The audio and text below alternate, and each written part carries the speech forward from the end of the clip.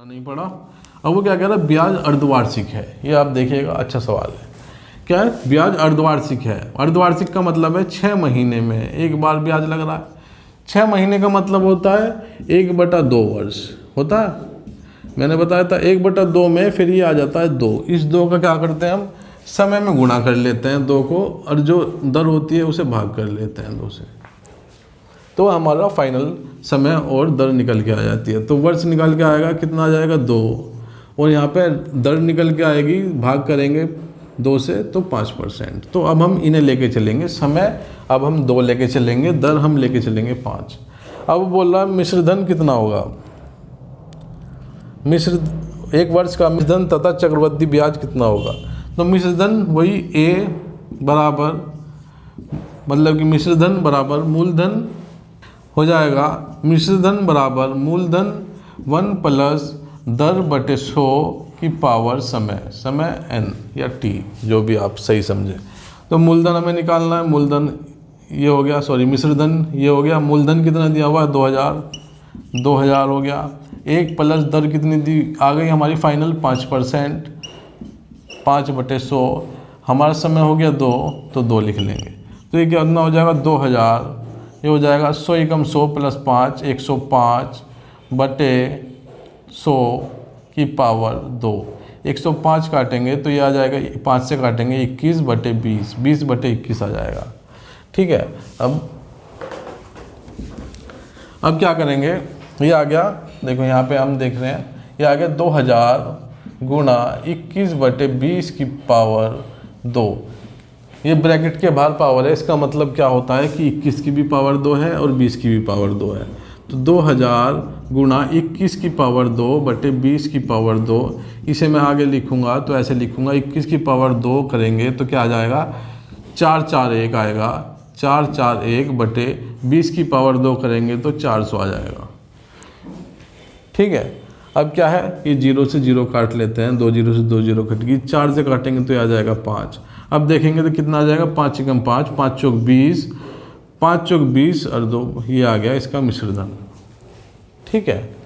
अगर हम ब्याज की बात करें, ये मिश्रधन आ गया, इसमें से हम ब्याज, इसमें से अगर हम मूलधन घटा लें, मतलब P घटा लें, तो वह क्या कितना आ जाता है, उसका ब्याज आ जाता है। तो इसमें से घटाएंगे तो कितना आ जाएगा 205।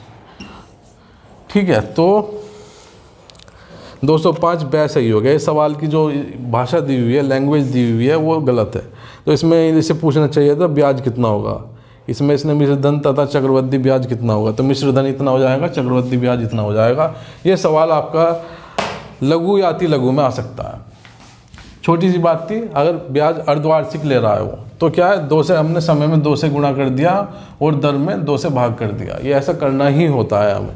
उसके बाद मिश्रधन का हमें फॉर्मूला पता है। ठीक है। मिश्रधन का फॉर्मूला निकाल लिया, मिश्रधन निकाल लिया, जो कि ये इतना आ गया। इतना निकालने के बाद उसमें से क्या है, मूलधन हमने माइनस कर दिया, मूलधन उसमें घटा दिया, ये कितना आ गया, उसका ब्याज आ गया। भाई सीधी सी बात है, जो हमने पैसा लिया वो 2 साल बाद कितना बन गया, इतना, क्योंकि उस पर कुछ ब्याज लगा होगा। तो अगर उसमें से हम मूलधन घटा देंगे तो ब्याज निकल के आ जाएगा, सीधी बात है। आगे देखते हैं। सबसे छोटी पूर्ण घन प्राकृतिक संख्या क्या होगी। पूर्ण घन प्राकृतिक संख्या मतलब कि जो कि पूर्ण घन हो, मतलब कि अगर हम किसी का पूर्ण घन क्या होता है, जैसे कि मैं लिख दे रहा हूँ 8 का पूर्ण घन है कि नहीं है, ये हमें पता करना है। तो 8 को मैं क्या लिख सकता हूँ, 2 गुणा 2 गुणा 2। तो इसका मतलब है 8 एक पूर्ण घन संख्या है।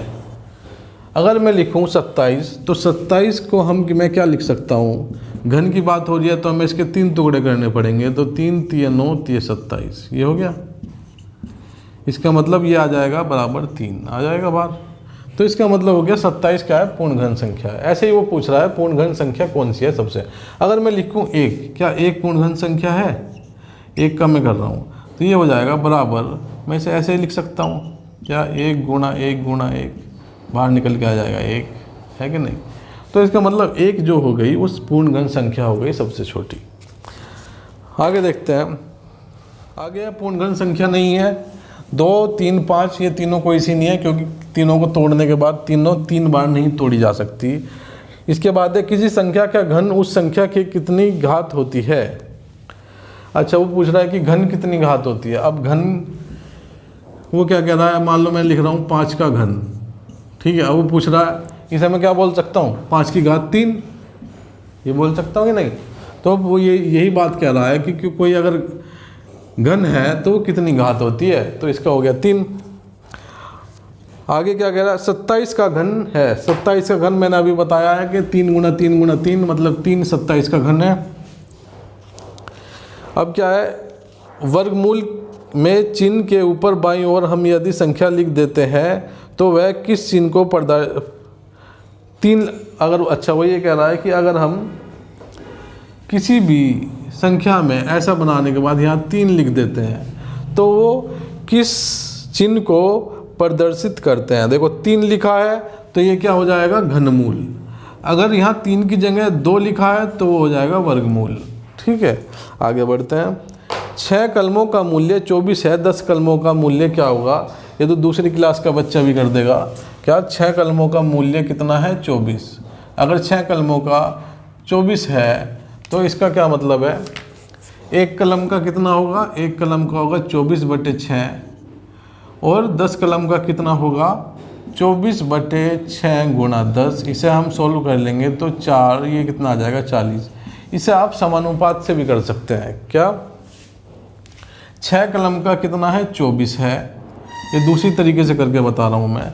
तो 10 कलम का कितना होगा, 10 कलम का मान लो हमने x होगा, कम से ज़्यादा की ओर। अब 10 कलम है, 10 का भी रेट ज़्यादा ही होगा तो कम से ज़्यादा की ओर। तो हमने लिख लिया पूंछ से सर की ओर, मतलब 6/10, पूंछ से सर की ओर 24/x। मध्य पद भारी पद, मध्य पद कितना हो जाए, भारी पद लिख लेते हैं पहले। 6 गुणा x बराबर 10 गुणा 24, ये बात हो जाएगी। यहाँ से x की वैल्यू आप निकालोगे तो कितनी आ जाएगी, 40 ही आ जाएगी। तो इस तरीके से भी आप कर सकते हो। ये वस्तुनिष्ठ है, अगर ये लघु या अति लघु में आएगा तो आपको इसी तरीके से करना है, क्योंकि आपका जो सिलेबस में है वो यही वाला तरीका दिया हुआ है, समानुपात वाला। तो समानुपात जहाँ जहाँ यूज़ कर सकते हो वहाँ समानुपात ही करना है। आगे देखते हैं, तो क्या कह रहा है, 5 मजदूरों की मजदूरी 1250 है तो 8 मजदूरी कितनी होगी। चलो इसे भी मैं समानुपात से करके दिखाता हूँ। ठीक है, वो क्या कह रहा है, 5 मजदूरों की कितनी है, 1250 है। 1250 ये हो गया मजदूर, ये हो गया मजदूरी, मजदूरी। ठीक है, तो ये हो गया। अब क्या है, 5 की कितनी है, 8 मजदूरों की कितनी होगी, 8 की कितनी होगी, हमने मान लिया x। दिमाग क्या लगाना है कि x इससे कम है ज़्यादा है, इसे पता करने के लिए सबसे पहले हमें देखना पड़ेगा 5। पहले यहाँ तो पता है ही हमें कि कम से ज़्यादा की ओर लगा दिया। अब देखते हैं 5 मजदूरों की मजदूरी इतनी होगी तो 8 की क्या होगी, जाहिर सी बात है वो ज़्यादा होगी इससे। पूंछ से सर की ओर 5/8, इधर भी पूंछ से सर की ओर 4 बिंदी लगाने के बाद 12/50/x। भारी पद मध्य पद, भारी पद की गुणा कर लेते हैं आपस में, बराबर होगा मध्य पद की गुणा के। x का मान यहाँ से निकालना है, तो यहाँ से अगर मैं निकालूंगा x का मान तो 5 दूनी 10, 5 पंजे 25, 0। तो 250 गुणा 8, तो 250 गुणा 8 कितना हो जाता है, 4 हो जाता है 1000 और 8 हो जाता है 2000। तो ये हो जाएगा x का मान आ जाएगा 2000। ठीक है, आप कैलकुलेशन आप करके देख लीजिएगा। तो आगे बढ़ते हैं हम।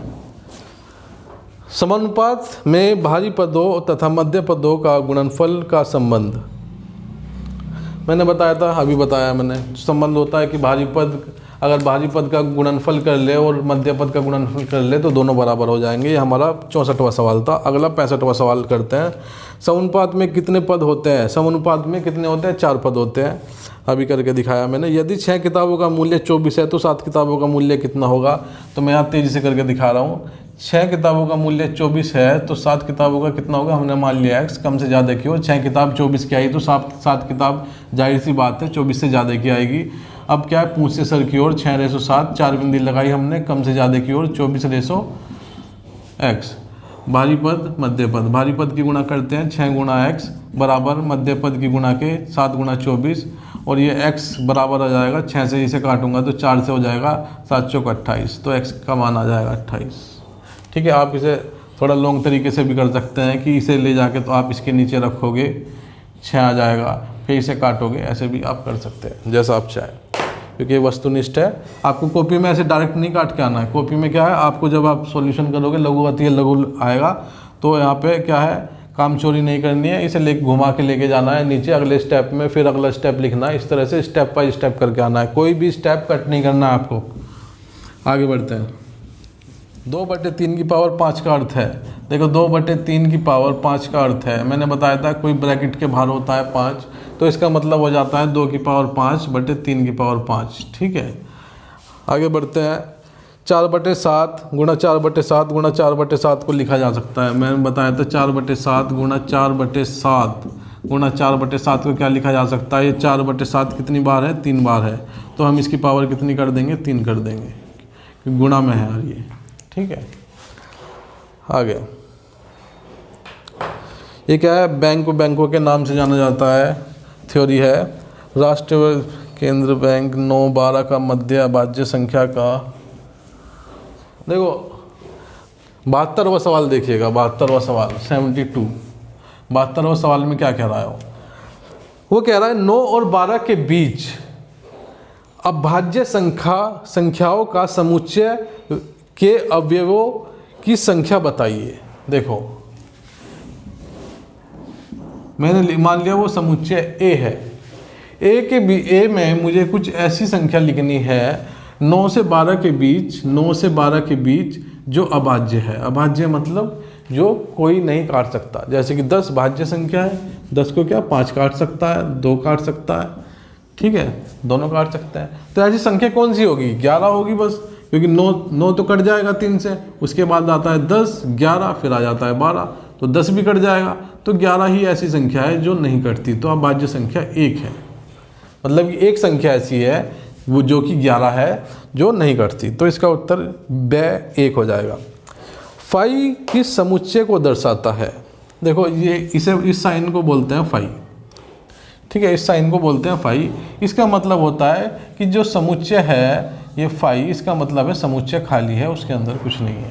ठीक है, नल, इसे इंग्लिश में बोलते हैं नल, नल का मतलब है खाली, वो पानी वाला नल नहीं। ठीक है, जिन समुच्चय में एक भी अव्यय नहीं होता उन्हें क्या कहते हैं, उन्हें बताया अभी रिक्त कहते हैं, नल रिक्त। ठीक है, इसको ऐसे दर्शाते हैं जिसमें कुछ नहीं होता, खाली होता है, उसे रिक्त बोलते हैं। ये था आपका 74वां सवाल। आगे 2000 का 5% वार्षिक सरल ब्याज की दर से 2 वर्ष का ब्याज कितना होगा, तो मिटा दे रहा हूँ इसे। देखिए क्या कह रहा है वो, 2000 का 5% वार्षिक सरल ब्याज की दर से 2 वर्ष का ब्याज कितना होगा। कुछ सवाल नहीं है ये, सवाल शुरू होते ही ख़त्म हो जाता है। क्या है, आपको ऐसे लिखना है, P कितना है 2000 दिया हुआ है, मतलब कि मूलधन 2000 दिया हुआ है, दर मतलब R दी हुई है, 5% दी हुई है, और जो समय दिया हुआ है मतलब टाइम, इसे कुछ लोग N से भी लिख सकते हैं, तो ये दिया हुआ है 2 साल का, ठीक है, 2 वर्ष का। तो अब हमें क्या करना है, इसका क्या बताना है, इसका ब्याज बताना है। मैंने क्या बताया था, इंटरेस्ट क्या होता है, PRT/100, तो साधारण ब्याज बराबर हो गया P 2000, दर दी हुई है हमें 5% की, समय दिया हुआ है 2 साल, बटे 100 करेंगे तो 2 जीरो से 2 जीरो कट जाएगी, 5 दूनी 10, 10 गुणा 20 कितना हो जाएगा 200 ब्याज आ गया इसका। यदि 16, 8, 18x, तो x का मान बताओ। तो ये क्या है, समानुपात में है, तो x का मान हमें इसमें बताना है। क्या है, देखो 16 अनुपात 8, 18x, तो क्या हो गया, मध्य पद हो गया, ये भारी पद हो गया, तो भारी पद लिख देंगे हम 16 गुणा x बराबर मध्य पद के होते हैं जैसे कि आपको पता है, और तो x का मान क्या हो जाएगा, ये 16 क्या है, बराबर से दूसरी तरफ जाएगा, इधर गुणा में है तो दूसरी तरफ जाने पे वो भाग में आ जाएगा, मतलब कि इसे लिख दे रहा हूँ मैं 16, ये बात हुई। 8 दूनी 16, 2 नीमा, तो x बराबर हो गया 9 के। वृत्त के चाप और उसकी जीवा द्वारा घिरा हुआ क्षेत्र कहलाता है। तो ये थ्योरी है, वर्तखंड कहलाता है। इंग्लिश में उसे सेक्टर बोलते हैं, ठीक है, वर्तखंड या सेक्टर। 78 क्या है?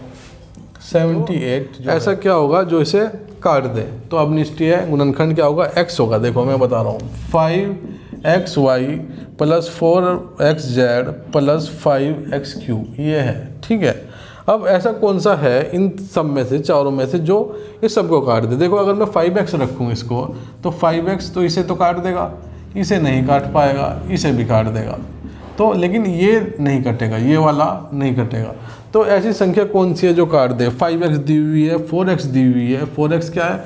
बीच वाले को काट देगी, बाकी के दो नहीं कटेंगे। लेकिन अगर हम देखें जो पहला ऑप्शन दिया हुआ है हमें x, अगर हम x रख दें सबके नीचे, तो हम देखते हैं कि ये सब के सब को काट देगा। ये x इसे ले जाएगा, ले डूबेगा, ये इसे ले डूबेगा, ये इसे ले डूबेगा।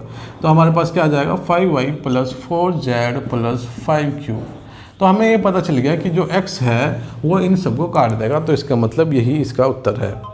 किसी घनाभ में शीर्ष होता है, तो किसी घनाभ में शीर्ष होता है मतलब कि उसके कितने चेहरे होते हैं घनाभ के? घनाभ मैंने आपको बना के दिखाया था, तो उसके 6 चेहरे होते हैं। परिमेय संख्या 3/5 से बड़ी परिमेय संख्या है। अच्छा, 3/5 से कौन सी बड़ी है? इनमें से, चारों में से, ये चारों में लिख दे रहा हूँ। 4/10 माइनस 4/10, 6/10 और 7/10, ये 4 संख्या दी हुई है ABCD ऑप्शन में। अब देखो क्या करेंगे। अब ये क्या है? 3/5 है। अब हमें पता है, देखो कोई भी संख्या है, अगर मैं इसे 2 से गुणा करूँ नीचे तो और ऊपर भी कर लूँ तो कोई फ़र्क नहीं पड़ेगा। क्यों? देखो 2 से 2 कट जाएगा तो क्या फिर से वही आ जाएगा 3/5।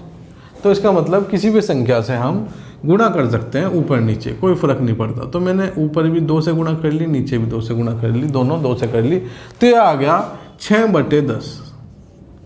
अब ऐसा क्यों किया हमने? क्योंकि यहाँ पे सबके पास 10 है, तो हमने इसके नीचे भी 10 बना लिया। अब सवाल हो गया, अब सवाल बस पता क्या हो गया? सवाल हो गया अब इसे मिटा सकते हो आप, मतलब कि इसे इग्नोर कर सकते हो, अनदेखा कर सकते हो। क्यों? क्योंकि सबके नीचे 10 हो गया, सब एक ही थाली के चट्टे बट्टे हो गए। अब आपको ये बताना है कि कौन सा बड़ा है इसमें से। अब हम देख रहे हैं कि 6 तो 6 से 4 तो 6 से बड़ा नहीं है, -4 भी 6 से बड़ा नहीं है, 6 तो बराबर ही हो गया, तो मतलब ये वाला बड़ा हो गया। और यहाँ पे क्या था? 7/10 था, 7/10 था, इसका मतलब ये सही उत्तर है।